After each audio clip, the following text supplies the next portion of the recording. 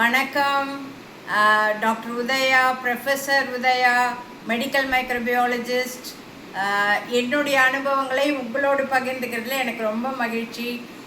After long time I'm coming to you. நிறைய நாட்களுக்கு அப்புறம் உங்களோட இந்த வீடியோ பகிர்ந்துக்கிறேன். சப்ஸ்கிரைப் பண்ணுங்கள், நியூ இன்ஃபர்மேஷன் தெரிஞ்சுக்கோங்க. எவ்வளோ நாட்டில் உலக அளவில் நிறைய ரிசர்ச் நடக்கிறது, ஆராய்ச்சிகள் நடக்கிறது.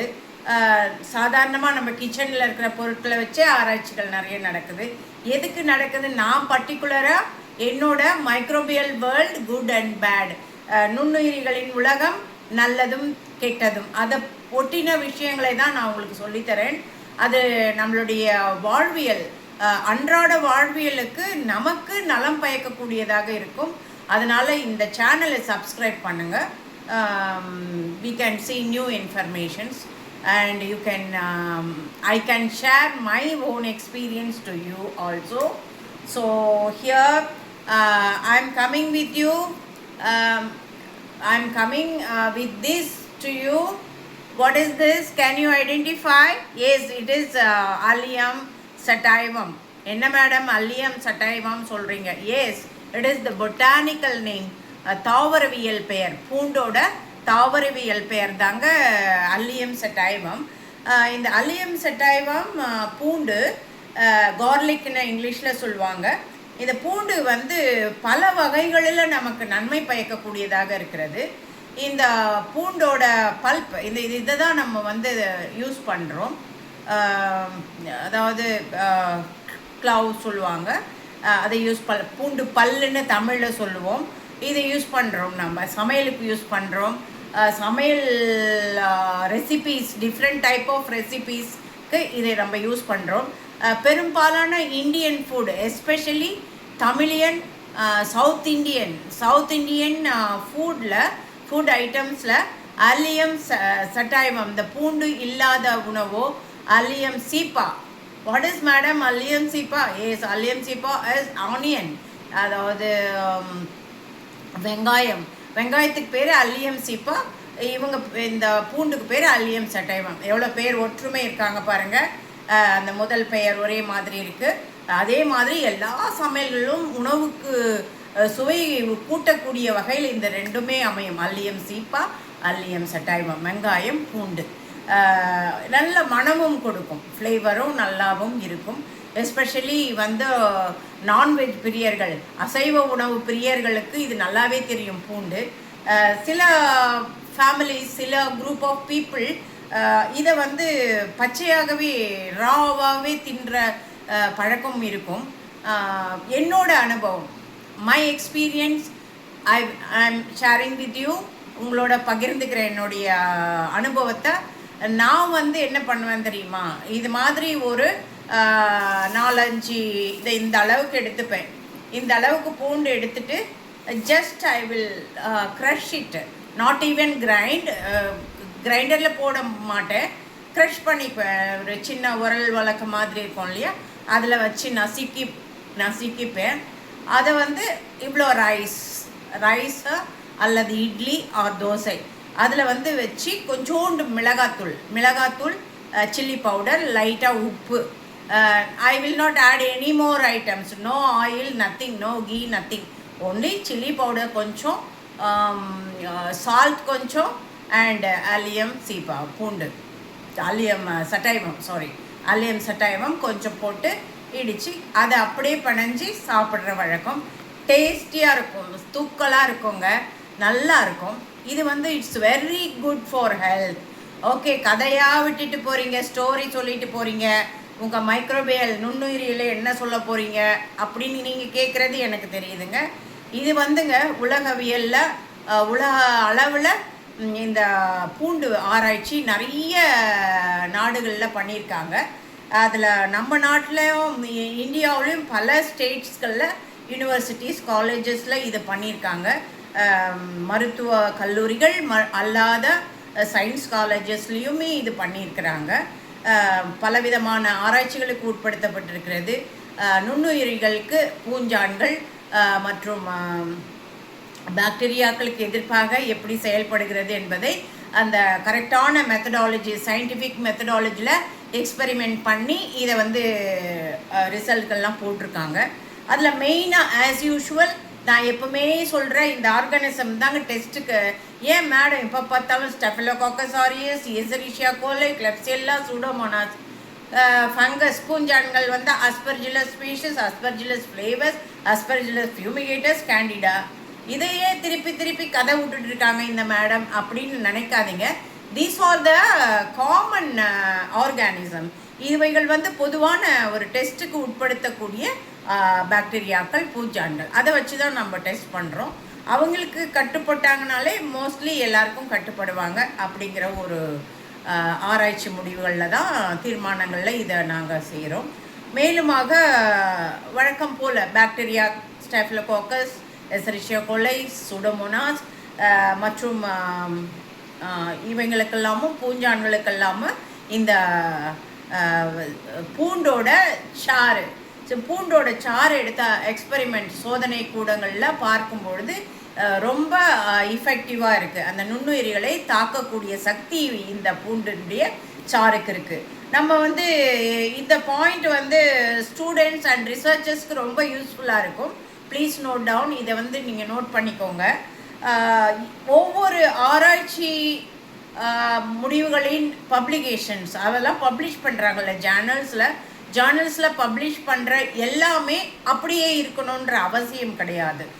ஒரு உதாரணமாக ஒரு பப்ளிகேஷன், ஒரு ஜேர்னலில் ஒரு ஆத்தர்ஸ், ஒரு குரூப் ஆஃப் ஆத்தர்ஸ், அதாவது அந்த ஆசிரியர்கள், அந்த ஆராய்ச்சி மேற்கொண்டுள்ள அந்த டாக்டர்ஸ் ஆர் ரிசர்ச்சர்ஸ் என்ன சொல்லுவாங்க, அவங்களுடைய ஆராய்ச்சி முடிவில் இந்த கிராம் பாசிட்டிவ் பாக்டீரியாக்களில் 2 வகை இருக்குது. அதில் வந்து கிராம் பாசிட்டிவ் பாக்டீரியான்னு ஒரு வகை இருக்குது, கிராம் நெகட்டிவ் பாக்டீரியான்னு ஒரு வகை இருக்குது. அப்போது மோஸ்ட் ஆஃப் நிறையா ஆராய்ச்சியாளர்கள் என்ன சொல்கிறாங்க, இந்த பூண்டோட சாறு, அந்த பூண்டோட சாறு வந்து கிராம் பாசிட்டிவ் பாக்டீரியாக்களையும் கிராம் நெகட்டிவ் பாக்டீரியாக்களையும் ஒப்பிட்டு பார்க்கையில் கிராம் பாசிட்டிவ் பாக்டீரியா, அதாவது சீழ் சம்பந்தமான வியாதிகள், கட்டி, புண் அதெல்லாம் உண்டு பண்ணும் இல்லைங்களா, அந்த பாக்டீரியாக்களுக்கு காக்கைன்னு சொல்லுவாங்க. அதுகளுக்கு வந்து இவைகள் வந்து அதிகமாக செயல்பட்டு அந்த பாக்டீரியாக்கள் இந்த பூண்டுடைய சாருக்கு கட்டுப்படுகிறது, இறந்து விடுகிறது, இல்லை அதனுடைய வளர்ச்சி தடுக்கப்படுகிறது அப்படிங்கிறாங்க. ஒரு சில ரேரான ஆர்டிக்கல்ஸில், ரேரான பத்திரிகைகளில் தான் ஈக்குவலாக செயல்படுது. கிராம் பாசிட்டிவ்க்கும் கிராம் நெகட்டிவ் பாக்டீரியாவுக்கும் ஈக்குவலாகவே இந்த பூண்டுடைய சாறு செயல்படுகிறது அப்படின்னு சொல்கிறாங்க. இந்த மாதிரியான வித்தியாசங்கள் ஏன் வருகிறது அப்படின்னு பார்க்கும் பொழுது, நம்ம வளர்கிறது இல்லையா, இந்த பூண்டு வந்து வளர்க்கப்படுகிறது எந்தெந்த இடத்தில், எந்தெந்த நாட்டில், எந்தெந்த சூழ்நிலையில், எந்தெந்த மண் வளத்தில், மண் தரத்தில் இவைகள் வளர்கிறது, என்ன மாதிரியான தண்ணீர்கள், என்ன மாதிரியான ஊட்டச்சத்துக்கள் வளர்கிறது, அதை பொறுத்தும் இதனுடைய வீரியம், அந்த பாக்டீரியாக்களுக்கும் பூஞ்சான்களுக்கும் எதிர்ப்பாக செயல்படக்கூடிய இந்த பூண்டோட வீரியம் வந்து மாறுபடுங்க, வேறுபடும். அதை வச்சு கூட அந்த ஆர்கானிசம், அந்த பாக்டீரியாவுக்கு எதிர்ப்பாக கூட குறைத்தலாக இருக்கும். அவங்க ஒரு ஃபாரினில் சொல்கிறாங்கன்னா, வெளிநாட்டில் சொல்கிறாங்கன்னா அப்படியே எடுத்துக்கணும்னு அவசியம் கிடையாது. இல்லை இந்தியாவிலே ஒரு ஸ்டேட்டில் அந்த ஸ்டேட்டில் சொல்கிறாங்கன்னா அப்படியே எடுத்துக்கணும்னு அவசியம் கிடையாது. நம்ம இருக்கிற இடத்துல நம்ம டெஸ்ட் பண்ணி பார்க்குறது தப்பே கிடையாது. சர்வே பண்ணி ஓகே அவங்க சொன்னது உண்மைன்னா உண்மை எடுத்துப்போம். இல்லை நமக்கு வேறு மாதிரி ரிசல்ட் வந்தால் பயப்படாதீங்க. ஸ்டூடெண்ட்ஸ், ரிசர்ச்சர்ஸ், டோன்ட் வரி, அதை பற்றி கவலையே படாதீங்க. உங்கள் ஆராய்ச்சியில் என்ன வருதோ அப்படியே அந்த ரிசல்ட் கொடுங்க. ஓகேவா? ஃபார் எக்ஸாம்பிள் என்னுடைய அனுபவத்தை நான் இங்கே ஷேர் பண்ணிக்கிறேன். நான் வந்து ஒரு 30 ஆண்டுகளாக அல்லோவேராவை வந்து, அதாவது கற்றாழை, சோத்து கற்றாழையை பயன்படுத்தியிருக்கிறேன் ஆராய்ச்சிக்கு. அப்போ பார்க்கும்பொழுது இப்போ பல பத்திரிகைகள், உலகளாவிய பத்திரிகைகள், அதுவும் ஆப்பிரிக்கா கண்ட்ரீஸில் ரொம்பவே அவங்க போட்டிருக்காங்க. ஒரு சில ஆத்தர்ஸ், அதாவது ஒரு சில ஆராய்ச்சியாளர்கள், நான் பெயர்களை குறிப்பிட்டு சொல்ல விரும்பவில்லை. நான் அவங்கக்கிட்ட ஏற்கனவே பேசிட்டேன், அதை கரெக்டும் பண்ணியிருக்கேன். என்னென்னா, அந்த கற்றாழையோட ஜெல் இருக்கு இல்லைங்களா, அந்த ஜெல்லு வந்து ஆராய்ச்சி பண்ணும்பொழுது இந்த பாக்டீரியாக்களுக்கும் பூஞ்சான்களுக்கும் அவ்வளோ எதிர்ப்பாக செயல்படுகிறது அப்படின்னு சொல்லியிருந்தாங்க. ஆனால் 30 வருஷமாக தொடர்ச்சியாக நான் போட்டு பார்த்துட்டு இருக்கேன். அப்படி ஒரு குறிப்பிட்டு சொல்லக்கூடிய அளவுக்கு இந்த ஜெல், கற்றாழை ஜெல் வந்து பூஞ்சான்களுக்கோ பாக்டீரியாக்கோ எதிர்ப்பாக செயல்படவில்லை. ரொம்ப கம்மியான முறையில் தான் செயல்படுகிறது. அதை வந்து எடுத்துக்கலாம், இல்லை எடுத்துக்காமல் கூட இல்லை, அந்தளவுக்கு கம்மியாக செயல்படுறது. ஸோ இதை பார்க்கும் பொழுது அப்புறம் எனக்கே தோணிடுச்சு, சரி என்ன பண்ணலாம், இவங்க இவ்வளோ ஸ்ட்ராங்காக சொல்லிகிட்டு இருக்காங்களே ஜெல்லுன்னு சொல்லிட்டு. தென் ஐ செப்பரேட்டட் அந்த கற்றாழையோட மேல் தோல் பச்சையாக இருக்கும் இல்லைங்களா, அதை தனியாகவும் அந்த கத்தாழை ஜெல்லை தனியாகவும் பிரித்தெடுத்து ஆராய்ச்சி பண்ணி பார்க்கும் பொழுது ஒரு ஒண்டர்ஃபுல், ஒரு ஆச்சரியப்படக்கூடிய ஒரு ரிசல்ட் என்னுடைய ஆராய்ச்சியில் நான் பார்த்தேன். என்னென்னா, அந்த க்ரீன் பார்ட் இருக்கு இல்லையா, கத்தாழையோட க்ரீன் கலர் மேல் தோல் இருக்கு இல்லைங்களா பச்சை கலரில், அந்த சாருக்கு தாங்க இந்த பாக்டீரியாக்களும் பூஞ்சான்களும் கட்டுப்படுகிறது. ஓகேவா, அதுதான் உண்மையாக இருந்தது. ஜெல்லுக்கு வந்து அதுகள் கட்டுப்படவில்லை. ஆனால் அதை வந்து ஹியூமன் ஸ்டடி பண்ணும்பொழுது வாலண்டியர் ஸ்டடி நான் பண்ணினேன். I included myself, my son and daughter and my family members and my friends from society volunteers. நாங்கள் வந்து அந்த ஜெல்லில் சில வகையான ரெசிப்பிகளை போட்டு செய்து சாப்பிடும் பொழுது, ஒரு குறிப்பிட்ட 3 months சாப்பிடும் பொழுது எவ்ரி 15 days ஒன்ஸ் நாங்கள் செக் பண்ணும் பொழுது இந்த நோய் வாய்ப்பட்டிருந்தாங்க இல்லையா, அந்த கிருமிகளோட தாக்கம் சொறி சிரங்கோ அந்த மாதிரியோ இல்லை பிரச்சனையோ இருந்தது இல்லையா, அந்த குரூப்புக்கெல்லாம் சீக்கிரம் நலமானது, சீக்கிரம் குணமடைந்தார்கள்.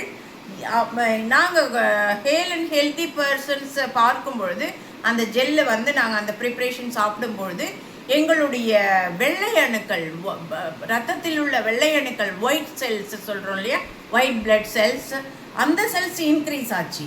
ஸோ இதிலிருந்து என்ன தெரியுது, இது ஒரு இம்யூனோ மாடுலேட்டர், நம்மளுடைய நோய் எதிர்ப்பு சக்தியை கூட்டித்தரக்கூடிய ஒரு விஷயமாக இந்த ஜெல் செயல்பட்டு தான் அந்த நோய்க்கு தீர்வு காண வைக்குது.